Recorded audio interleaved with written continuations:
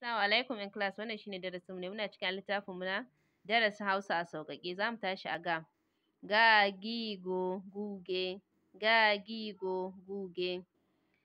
Gado, gado, giwa, giwa.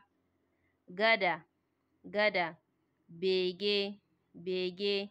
Gara, gara. Gani, gani. Igiya, igiya. Gumi, gumi. Gemu, gemu. Gafi, gafi. Gona, gona. Kogo, kogo.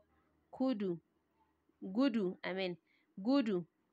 Kuma za a iya rubuta kudu ma idan mutum yana so kudu ke ne. Gudu, gudu. Giwa, giwa. Gari, gari.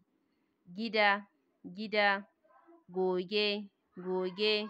Guga, guga. Gero, gero.